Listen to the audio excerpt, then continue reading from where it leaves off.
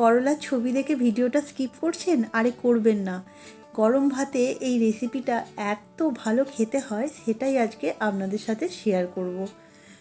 নমস্কার, চলে এসেছি সহজ পাতের আবারও একটা নতুন রেসিপির ভিডিও নিয়ে। আমার সকল বন্ধুদের আমার ইউটিউব চ্যানেলে স্বাগত জানাই। আর সব সময় চেষ্টা করি ভিডিওটা যতটা পারি ছোট করে তৈরি করার, কারণ আপনাদের সময়ের মূল্য আমার কাছে অনেক। প্রথমে করলাগুলোকে এরকম গোল গোল করে কেটে নেব, এরকম পাতলা পাতলা করে। দেখুন এইভাবে কেটে নিয়েছি। এবার একটা বড় বাটির মধ্যে করলাগুলোকে নিয়ে নেব। এবার এর মধ্যে দিয়ে দেব হলুদ গুঁড়ো আর নুন। হলুদ আর নুন করলার সাথে খুব ভালো করে মাখাতে হবে, যাতে প্রত্যেকটা করলার মধ্যেই নুন আর হলুদ ভালোভাবে মাখানো হয়। নুন হলুদ মাখানো হয়ে গেলে এবার এটা 15 মিনিটের জন্য ঢেকে রেখে দেব। 15 মিনিট পর ঢাকা খুলে দেখব যে করলাটা অনেকটাই নরম হয়ে এসছে। তখন কড়াইয়ের মধ্যে দিয়ে দেব সর্ষের তেল, তার মধ্যে দিয়ে দেব কালো জিরে, গোটা জিরে, আর দিয়ে দেব থেতো করা আদা রসুন।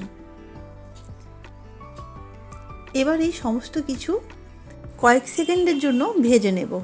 তারপর এর থেকে একটা সুন্দর ভাজার গন্ধ বেরোলে বেশ কিছুটা কাঁচা লঙ্কা কুচি দিয়ে দেব।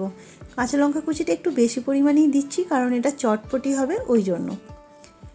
এবার নুন হলুদ মাখানো করলাটা এর মধ্যে দিয়ে 2-3 মিনিট ধরে ভালো করে ভেজে নেব। তারপর এটা ঢেকে দেব আরও 2-3 মিনিটের জন্য। এবার ঢাকা খুলে যখন করলাটা একটু নরম হয়ে আসবে, তখন এর মধ্যে দিয়ে দেব একটা বড় সাইজের পেঁয়াজ কুচি। পেঁয়াজ কুচিটা দেওয়ার পর করলার সাথে এটাও আরও 1-2 মিনিট মতো ভেজে নেব। এবার আবার একটু নুন দিয়ে দিলাম, দিচ্ছি ধনের গুঁড়ো, লঙ্কার গুঁড়ো, আর দিচ্ছি একটা মিডিয়াম সাইজের টমেটো কুচি। সমস্ত কিছু ভালো করে 2-3 মিনিট ধরে ভেজে নেব। আবার এটা ঢেকে দেব।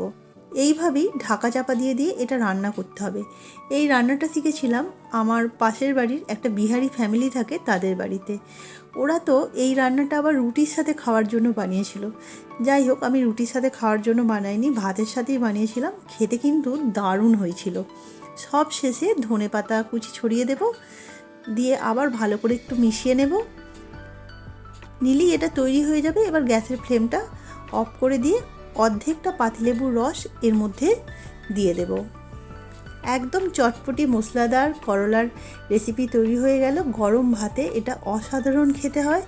আর এতক্ষণ পর্যন্ত আমার ভিডিওটা যারা দেখছিলেন তাদেরকে অসংখ্য ধন্যবাদ। এই গরমে টক ডালের সাথে আর এই করলা ভাজাটা অবশ্যই বাড়িতে একবার ট্রাই করবেন। সবাই খুব ভালো থাকবেন। এখনকার মতো আসি, টাটা।